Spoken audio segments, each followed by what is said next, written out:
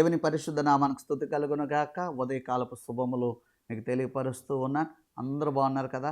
ఈ 2026 సంవత్సరం ఆరంభం నుంచి దేవుని కృప మీకు తోడై సంవత్సరం అంతా దేవుని కనుదృష్టి మీద ఉండి నడిపించాలని దేవుని సేవకునిగా నేను ఆశీర్వదిస్తూ ఉన్నాను. నూతన సంవత్సర శుభాకాంక్షలతో నేను మిమ్మల్ని ఆశీర్వదిస్తున్నాను. ఈరోజు వాక్యము కొరకు పరిశుద్ధ గ్రంథంలోంచి 23వ కీర్తన 6వ వచనాన్ని నేను చదువుతున్నాను. 23వ కీర్తన 6వ వచనం. నేను బ్రతుకు దినములన్నీయు కృపాక్షేమములే నా వెంట వచ్చును, చిరకాలము యెహోవా మందిరములో నేను నివాసము చేసేది. నేను బ్రతుకు దినములన్నీయు కృపాక్షేమములే నా వెంట వచ్చును. ఆమేన్. ఈ వాగ్దానం వినుచున్న ప్రతి ఒక్కరి జీవితంలో నెరవేరును గాక. నీ వెంట కృపయు క్షేమము వస్తుందంటండి. హల్లెలూయా.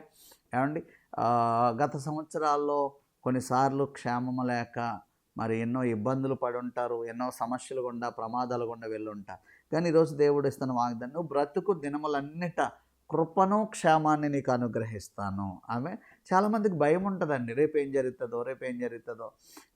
ఎవరికైనా ఏదైనా జరిగినప్పటికీ అమ్మో నాకు కూడా వస్తుందేమో, నాకు కూడా జరుగుతుందేమో, ఎవరికైనా గుండెపోటు వస్తే నాకు వస్తుందేమో, ఎవరికైనా బలహీనత వస్తే నాకు వస్తుందేమో, ఎవరికైనా యాక్సిడెంట్ అయితే నాకు అవుతుందేమో, భయం. కానీ దేవుని వాగ్దానం పట్టుకుంటే మీకు ధైర్యం, దేవుని వాక్యాన్ని మీరు పట్టుకుంటే మీరు విశ్వాసంతో బ్రతకొచ్చండి. ఎలా అంటే దేవుడు అంటున్నాడు, కృపాక్షేమములే నీ వెంట ఉంటాయి, నువ్వు బ్రతుకు దినములన్నిట. హల్లెలూయా.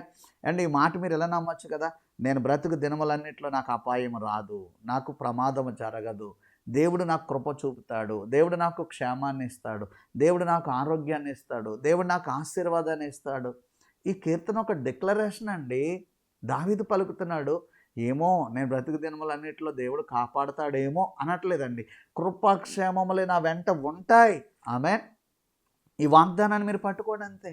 నా ప్రభు నాకు తోడై ఉంటాడు, నా ప్రభు నన్ను ఆశీర్వదిస్తాడు, నా ప్రభు నాకు తోడై ఉంటాడు, నా ప్రభు నన్ను నడిపిస్తాడు, ఏ ఆపద నాకు రాదు, ఏ విధమైనటువంటి ప్రమాదం నాకు రాదు.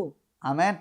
ఈ 2026లో నువ్వు క్షేమంగా ఉందువు గాక. 2026లో ఏ ప్రమాదం నీ దరి చేరకుండానే గాక. 2026లో ఆరోగ్యవంతంగా ఉండువు గాక. కృపాక్షేమములే మన వెంట వచ్చున గాక. పౌలు గారితో ప్రభు అంటాడండి, ప్రభువా నేను బలహీనంగా ఉన్నాను, నాకు ముళ్ళుందయ్యా అంటే ప్రభు అంటాడు, నా కృప నీకు చాలును. హల్లెలూయా.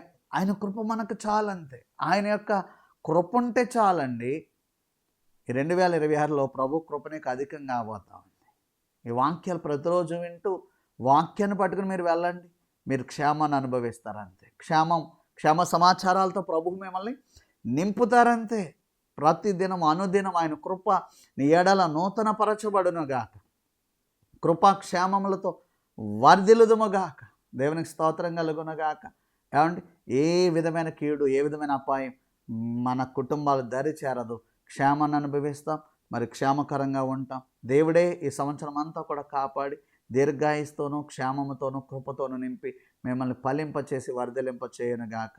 దేవుడు మిమ్మల్ని దీవించునుగాక. పరిశుద్ధమైన తండ్రి, యేసు నామములో దీవిస్తున్న కృపాక్షేమములే వారి వెంట ఉండునట్లుగా ఆశీర్వదించండి, ఫలింప చేయండి, బ్లెస్ చేయండి. ఆయన కృపను వారి ఎడల అధికం చేయండి, క్షేమము దయచేయండి. యేసు నామములో ఆశీర్వదించి అడుగుచున్నాను మా పరమ తండ్రి. ఆమెన్. God bless you.